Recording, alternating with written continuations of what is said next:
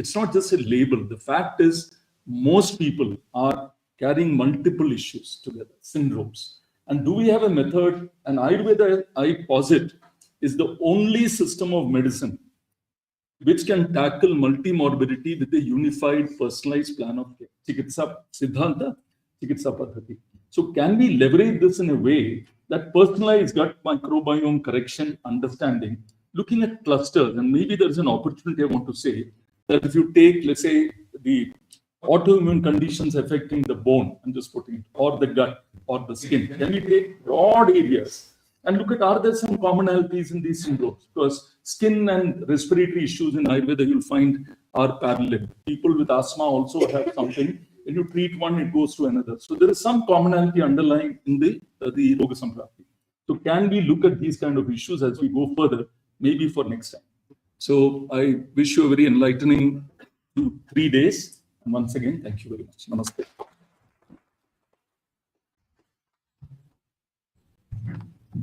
Thank you, sir, for being part of this event in spite of your busy schedule.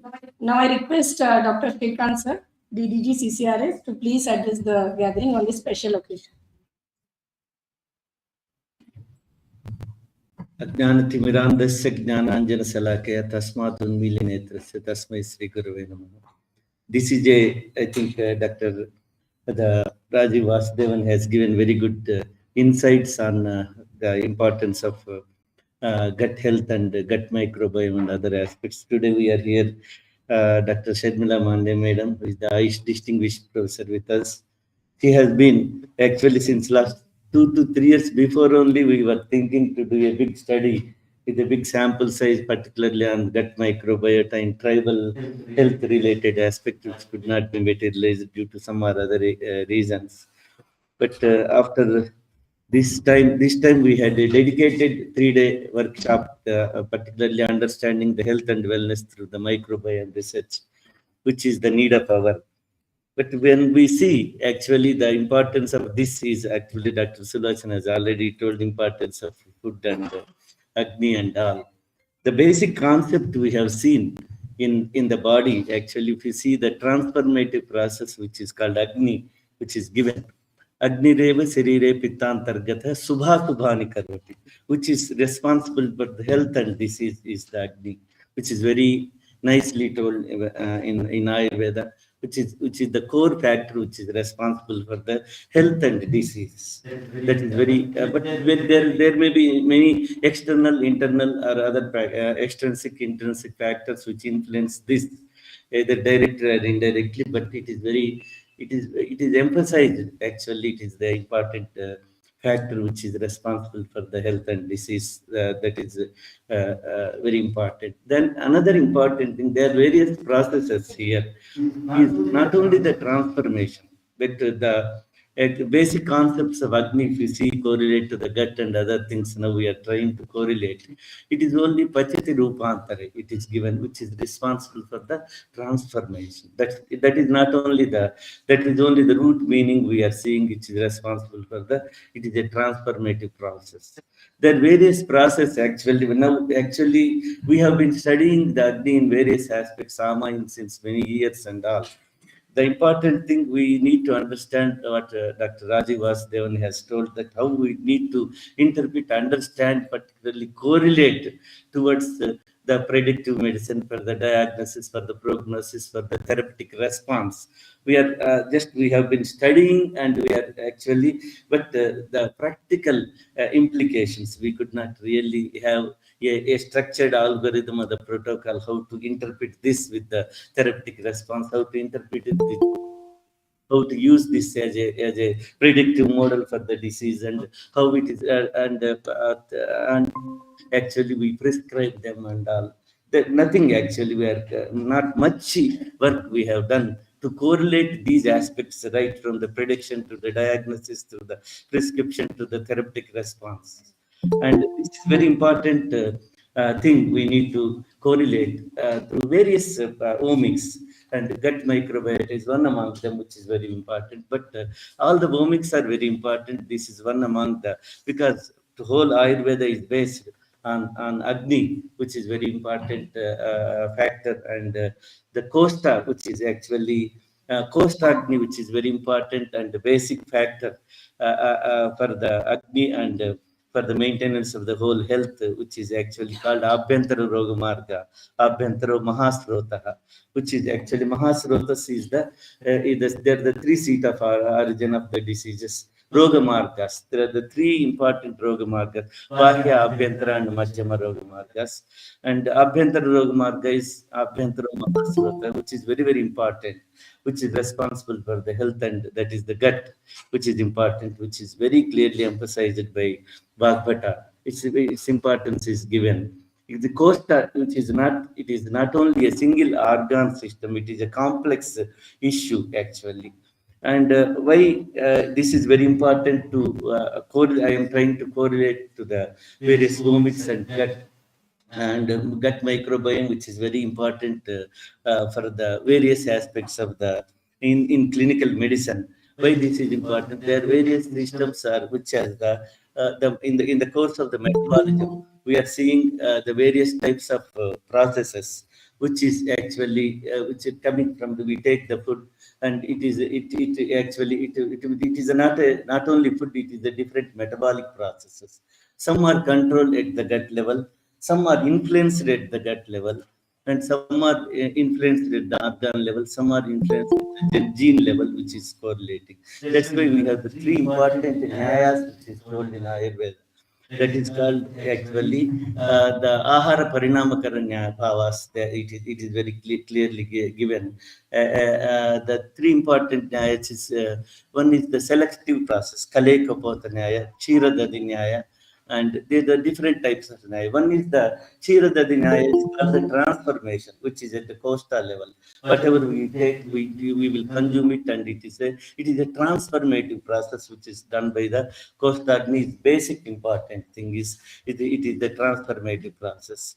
Then actually the another one is very important is the Kale Kapota Nyaya, which is only selective process. Whatever we are consuming and assimilated, it should reach actually to the tissue level, and it should be transformed into the tissues, and it is responsible for the growth and for the health and disease. That is another important thing is, and this is these type of nyayas which we are studying. Not only the Agni is not only responsible for the transformation, it is for the selection and of the things which is controlled at the gene level. That's why the important nyayas are the things which are actually are the principles which are responsible for the digestion and metabolism in the body. And this if you correlate with the gut and microbiome, how it is helpful, and how it is we can correlate, we can see not only gut microbiota, we need to work on different omics right from the genomics. It is also very important. Proteomics is also important. It is metagenomics is also very important, and gut microbiota analysis is also very important. These are all the integration of the all omics is only possible with the integration of all omics to have a comprehensive holistic systems medicine approach for the prediction of the disease, for the selection of the treatment, for the identification of the therapeutic response, and responsiveness of the therapeutic regimen we have given, and all these things we can better understand. Few examples if you see, if we are one example, I will quote what CCRS madam we have taken initiative is to identify or delineate the molecular signatures with multi-omic approach of when correlate with the Prakriti, which is conducted in collaboration with JNU, ICGB, and also transdisciplinary university from this institute we collaborated.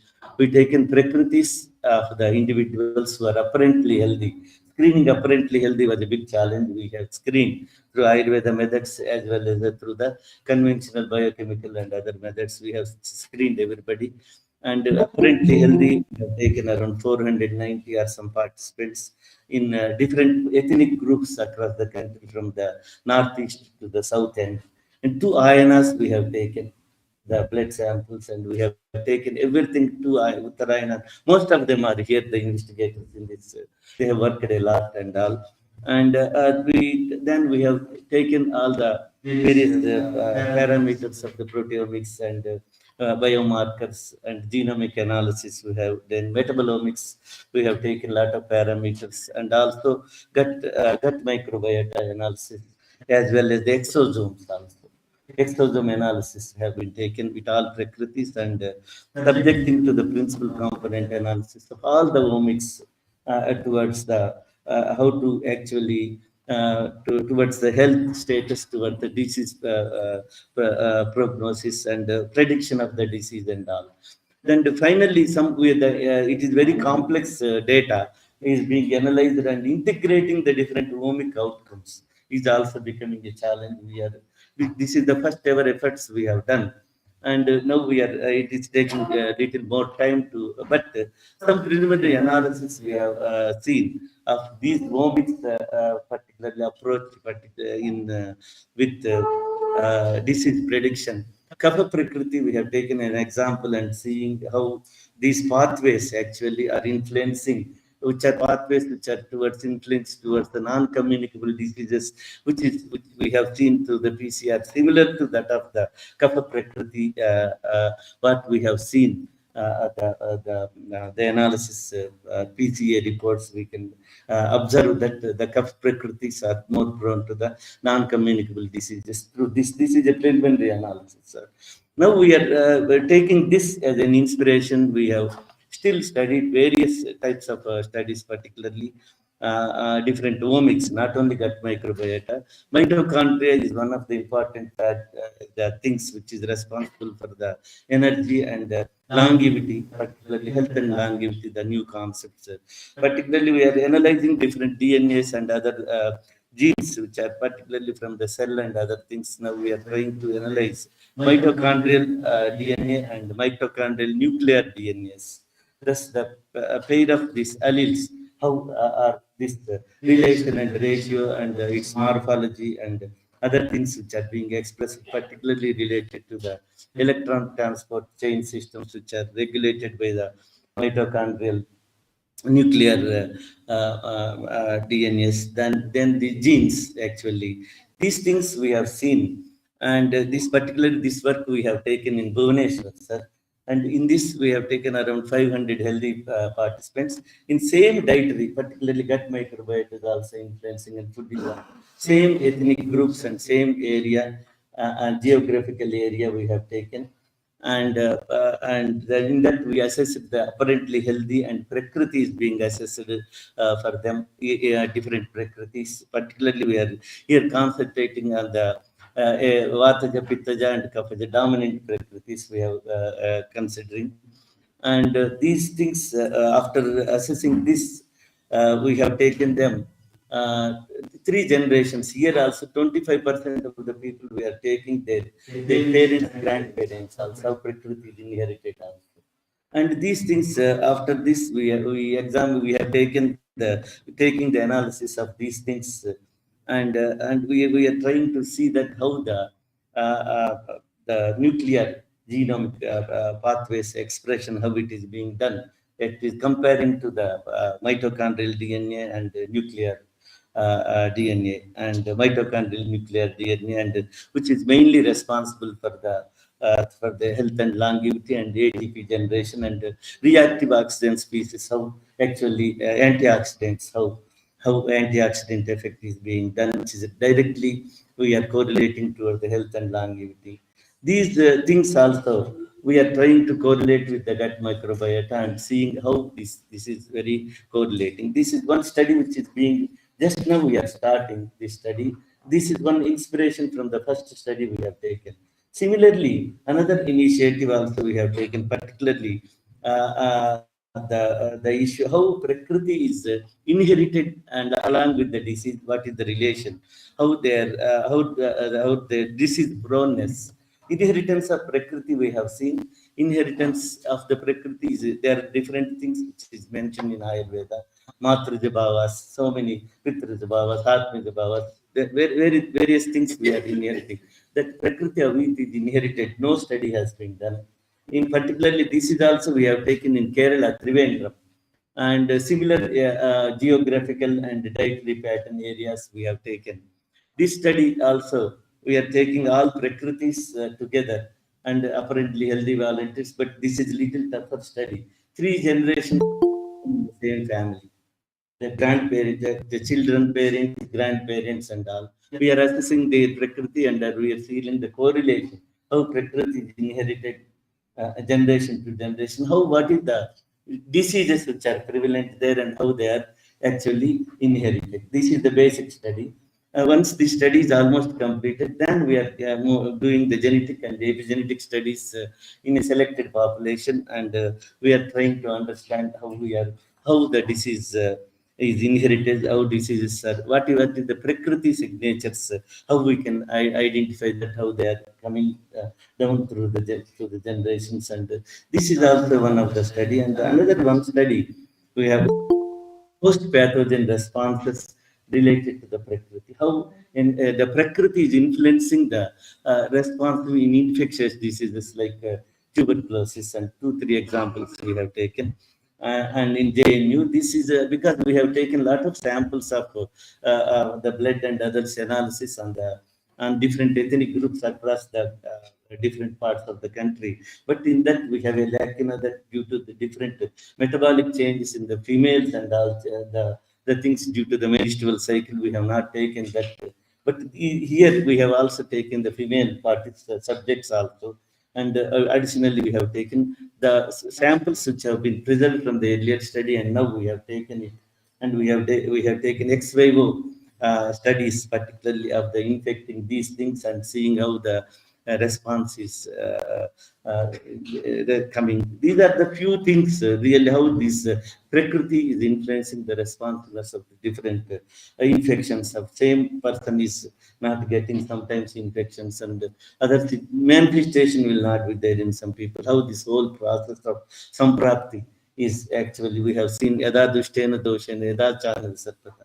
That is actually how it is actually how it is not, if it is not manifested, the process is happening. If it is not manifested somewhere, it is not happening. That is also what is the relation, how it is causing.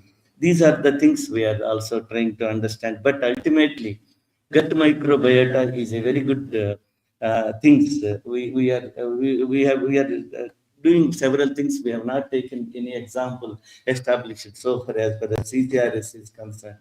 One study we have taken very recently in non-metastatic breast cancer. Dr. Manohar is here, and in Tata Cancer egg tract. And early non-metastatic breast cancer, we are not treating with any medicine. We are diagnosing them.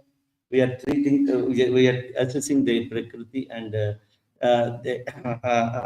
things, and we are documenting everything, and we are taking gut microbiota, particularly them, and see how what is our response, what is our primary objective is how the therapeutic response is coming in various whatever treatment is being given by the physician, how it is responding to these things, how it is actually and second one, what are the rate of adverse events across different prakritis to the early breast cancer treatment by understanding the gut microbiome, how it is influencing this breast, and how it is also preventing the conversion of the conjugated to non-conjugated estrogens, which is responsible for the inflammation, particularly causing the very breast cancer and prognosis also.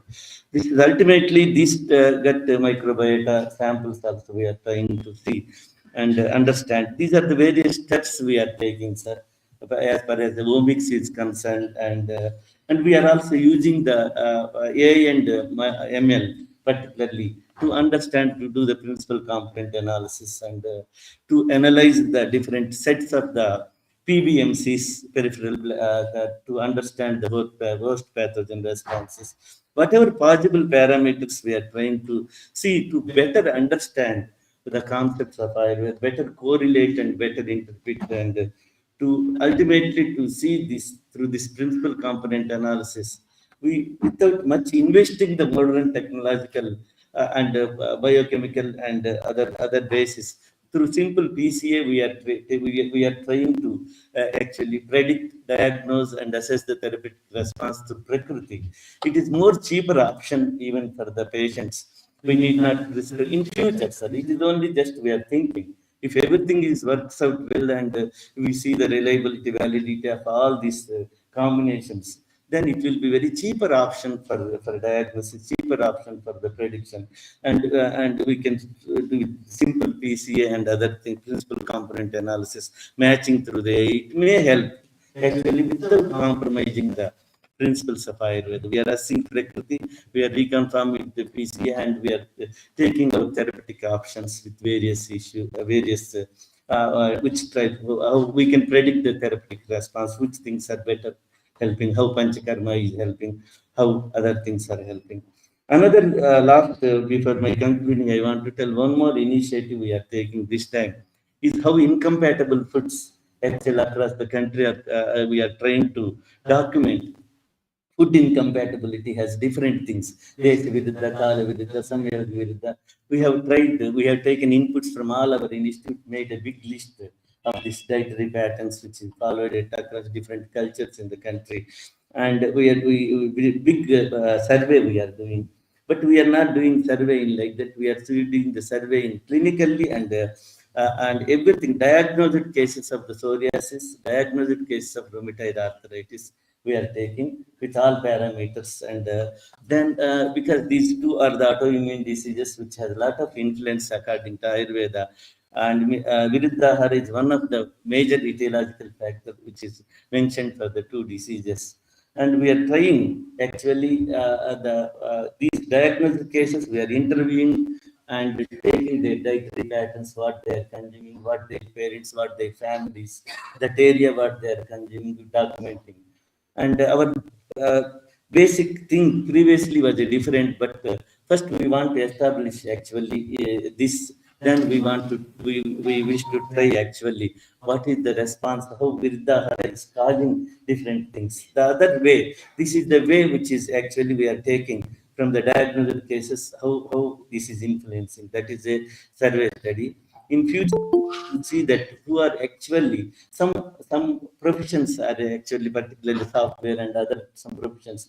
Their dietary patterns are different. Their sleep patterns will be different. Fast food culture will be there. Different thing. We want to try to them taking who are continuously consuming this type of incompatible foods and lifestyle habits continuously for long time, and taking their gut microbiome analysis and other genomics, proteomics, and other things. Whole pattern we want to see and identify what is the causing, what is the proneness of different diseases for the continuous long-term consumption of the Viruddhahara. That is one more thing we will do after these studies. These things actually, it is the basic conceptual frameworks we can frame down. We can have very good translational value for these outcomes. We feel so that finally this type of workshop really we need to have good exposure for these workshops. This workshop will help us. We are taking some studies. We can independently write so many projects after this workshop. That was our aim. Because we have, most of them are working. Few of them are already exposed or working. But we will try to actually build our capacity, in-house capacity to write our own project and do our own things. I once again thank Sharmila Madam for actually choosing this particularly area, but for building capacity and sensitize ourselves towards this unique concept. And thank you very much. Thank you very much for everything.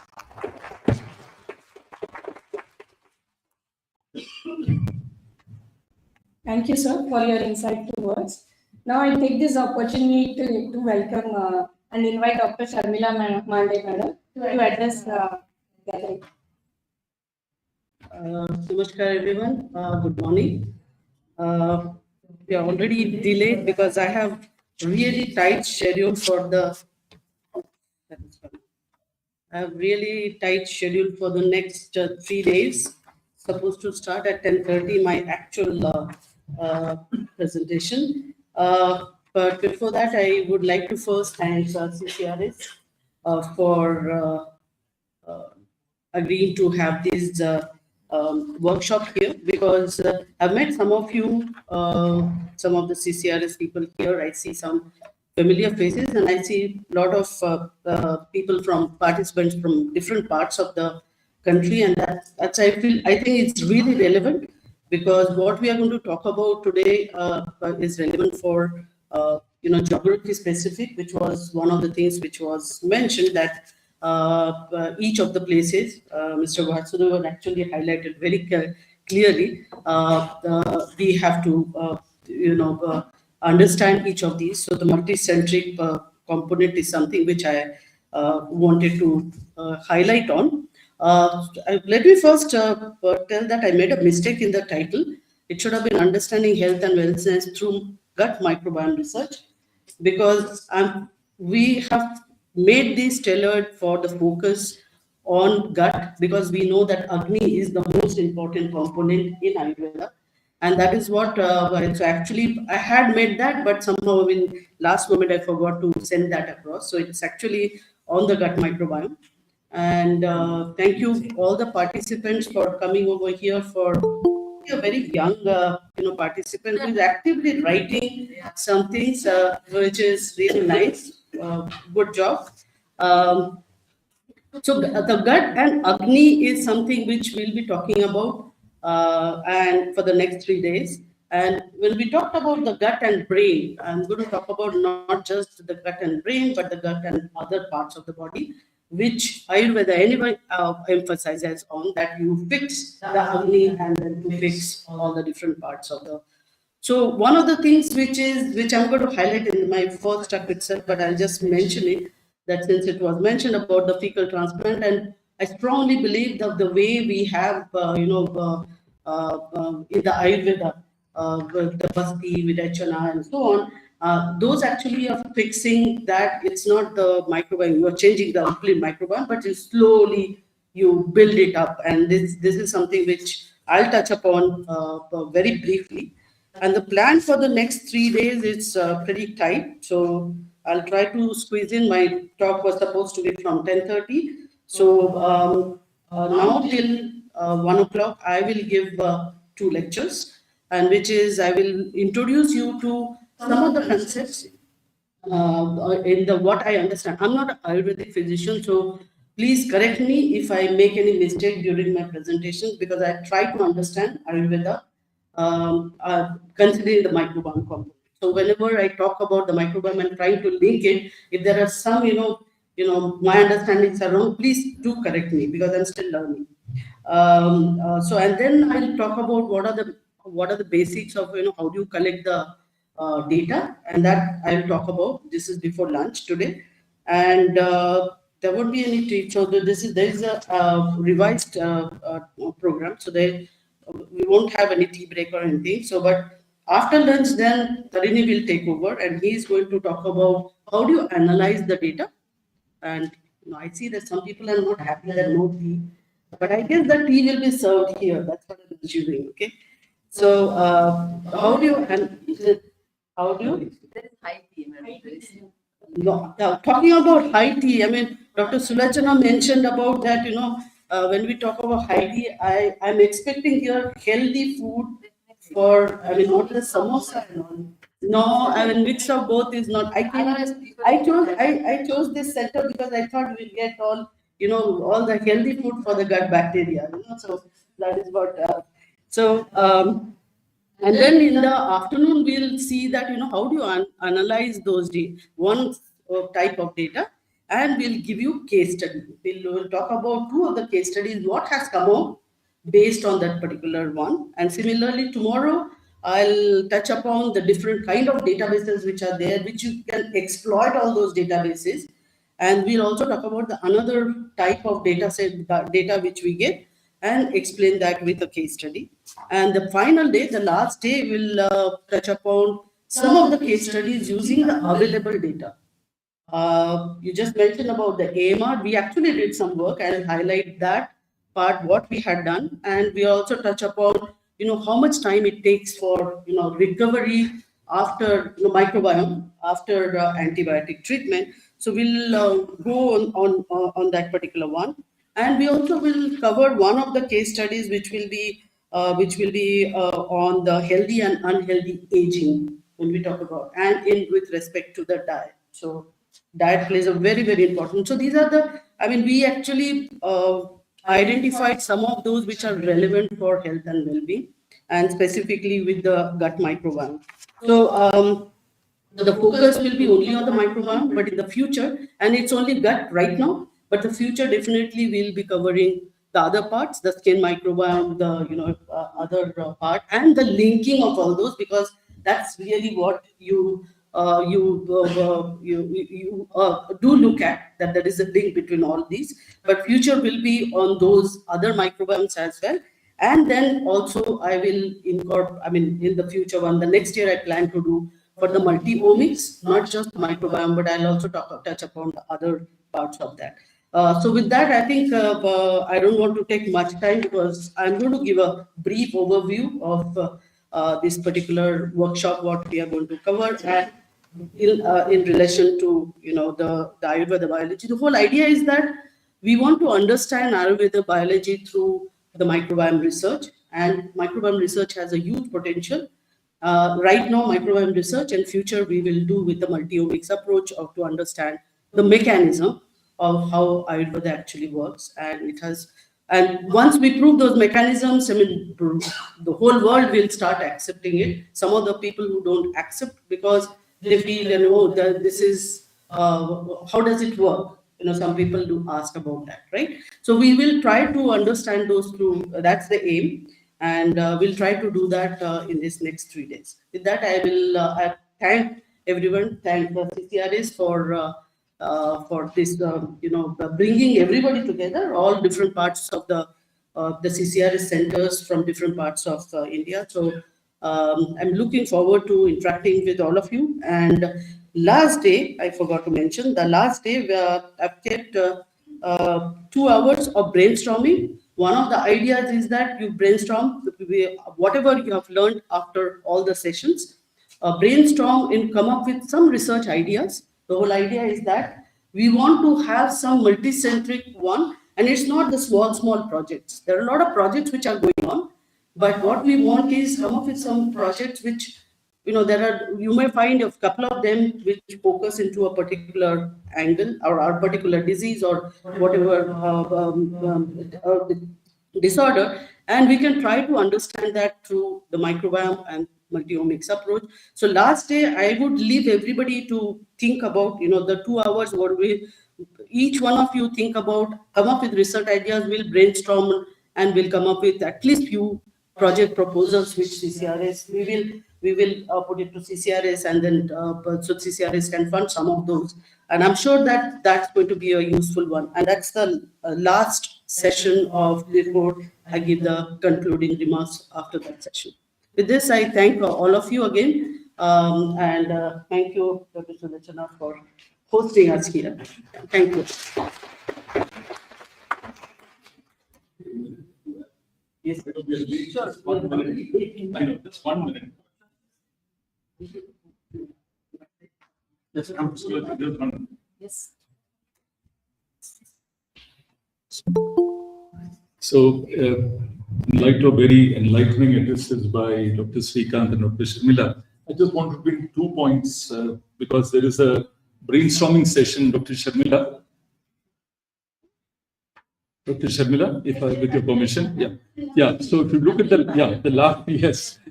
last session, which is happening, that's coming from my earlier corporate experience. I just want to say, to ensure that the last day 2 hours is very useful, if every day, and even today, when the participants can write down the themes which are emerging. So one is idea, the other is themes. So if you look at gut microbiome related broad umbrella themes they would like to do, and then within that, each of them, there could be specific ideas. And you could even do this at the end of the day, maybe 5:30 or ending, break them up into 2-3 groups. They are able to just ideate how you do that, so that today, tomorrow, day after tomorrow, you have a very meaningful thing because this preparation. It's not just a total spontaneous brainstorming, but something which is a little bit applied. So what themes, what projects leading to a final set of multi-centric things is one thing. The other part I just wanted to say, there is an issue which I confront in Ayurveda. What is the research problem that we are going after?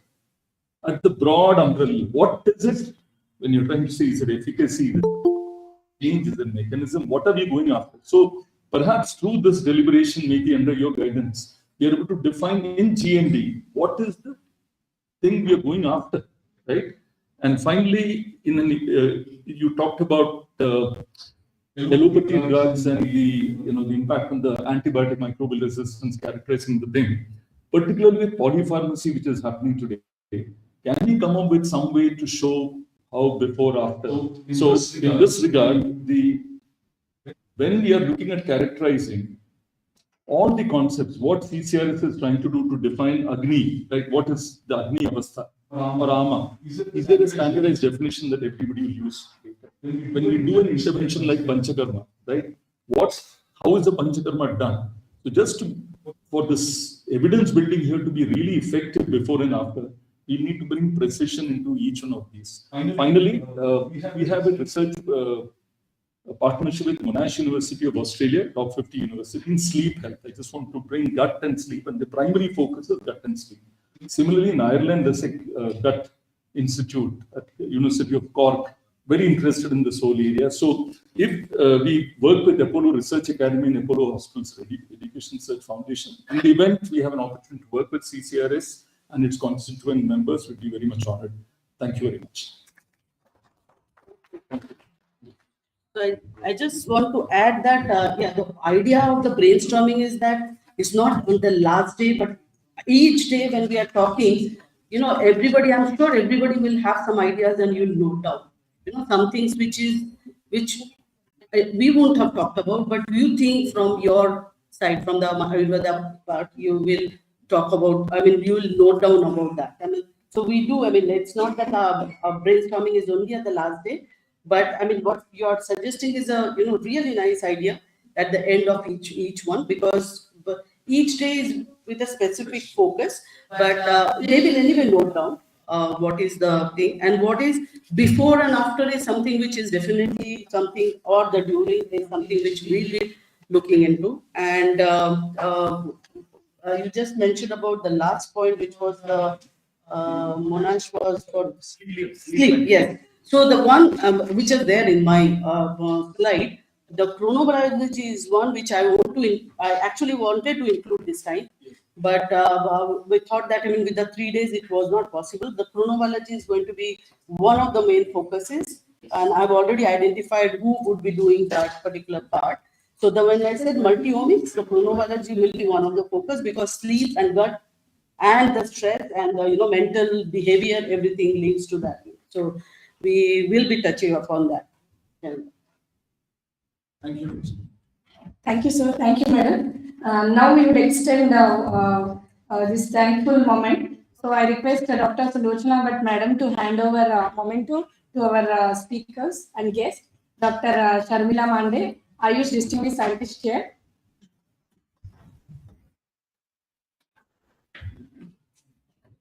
Dr. Tarini Shankar,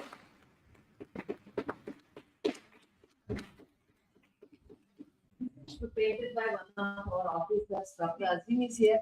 Azim,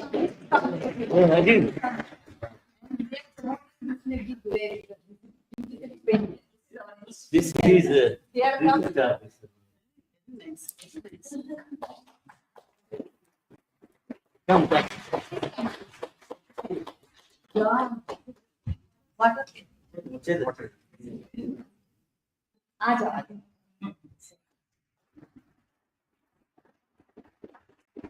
We need this for very well. We are promoting our institution and our office. We are talented. Dr. Tarini Shankar Ghosh, Assistant Professor, IIIT Delhi.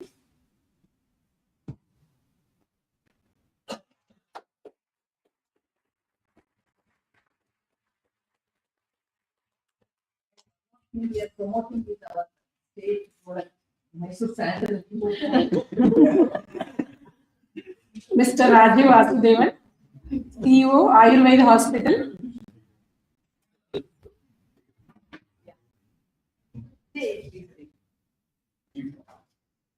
Yeah. Be here, please be here. Yeah. Come, come. Please, sir.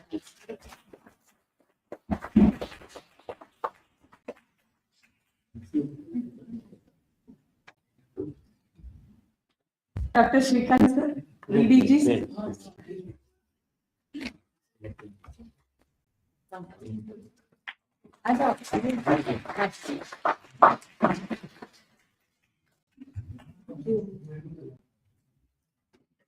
Close. Thank you everyone. We know we are running short of time, but still we'll take a short break. We'll have high tea in the ground floor. I request everyone to please come back soon, maybe within 15 minutes. And we can have a group photo because Raju Vasudevan J all has to leave. Yeah, photo in front of the entrance. Please join for a group photograph at the entrance on the ground floor. Thank you.